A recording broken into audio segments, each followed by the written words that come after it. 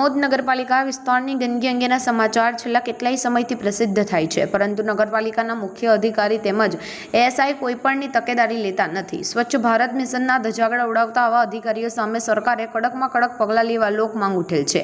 આંગણવાડી કેન્દ્ર નંબર 3ની સામે થયેલ ગંદકીમાં વિદેશી દારૂની ખાલી બોટલ તેમજ બિયરના ખાલી ટીન નજરે પડે છે અને બાજુમાં જ પોલીસ ક્વાર્ટર્સ આવેલ છે.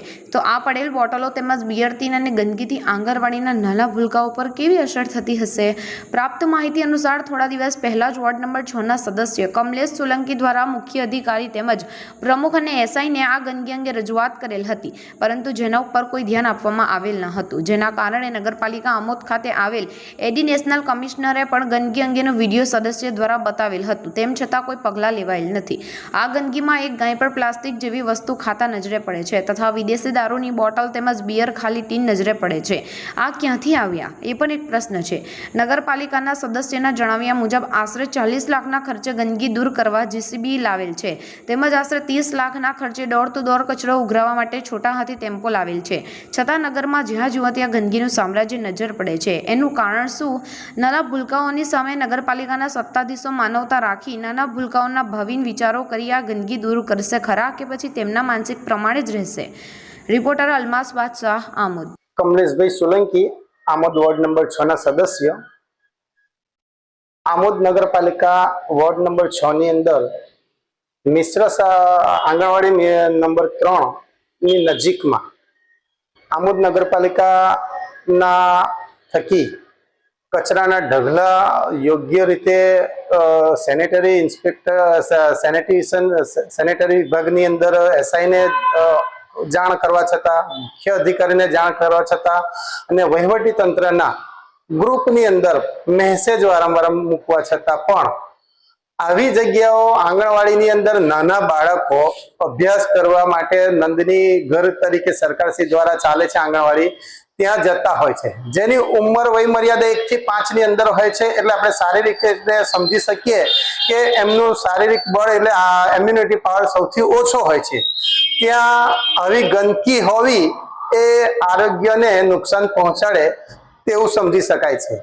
તેથી અમે વારંવાર આ નગરપાલિકાના તંત્ર અમારા ચાલતા ગ્રુપની અંદર આવું અમે વારંવાર આક્રોશજનક ભાષાની અંદર મુખ્ય અધિકારીને એસઆઈની આંખો ખુલે તથા જે તે જવાબદાર વ્યક્તિઓ આવું નાના બાળકોના ભવિષ્યને ધ્યાનમાં રાખે, જ્યાંથી જ્યાં ચાલે છે આંગણવાડી ત્યાં ગંદકી ન હોય, દુર્ગંધ ન મારતો હોય તો શાંતિથી બાળક આવી જઈ શકે અને ત્યાં કોઈ માની લો કે ગંદકી છે, ત્યાં બળદ, ગાય કે કોઈ પણ ઢોર ઢાંખર જો ત્યાંથી ગંદકીને ત્યાં આગળ ચરવા આવે તો ત્યાં નાના બાળકોને અવર જવરમાં ક્યારેય જાનહાનિ ન થાય તે હેતુસર અમે વારંવાર એમને ધ્યાન દોરતા હોય છે કે માની લો કે ત્યાં કચરો પડેલો છે ને ત્યાં ગાય ચરવા આવે કે એવું આવે અને બાળક ત્યાંથી જતું હોય અને જો કદાચ એને ભેટી મારી દેશે તો જાનહાનિ થઈ શકે છે.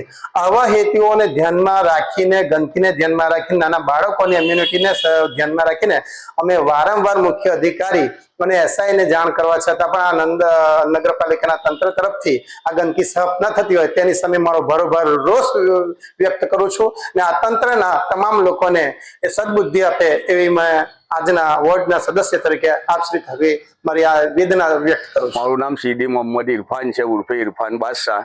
મારું મકાન પાછળ નગરપાલિકા આંગણવાડી પાસે જ છે અને આંગણવાડી ચાલુ છે. અહીંયા નાના નાના ભૂલકાઓ આવે છે. અહીંયા આગળ કચરા પેટીનો ઘોર ગંદકી છે બિલકુલ. એ કચરા પેટીની અંદર દારૂની બોટલો પ્લસ બિયરના બોટલો જેવા કે ડબ્બા પેકિંગો, અહીંયા આગળ નશીલા પદાર્થો પીને એના ખુલ્લા પેકિંગો નાખવામાં આવે છે. અહીંયા આગળ ગંદકી ફૂલ છે. અહીંયા નાના નાના છોકરાઓ અભ્યાસ માટે આવે છે આંગણવાડીમાં.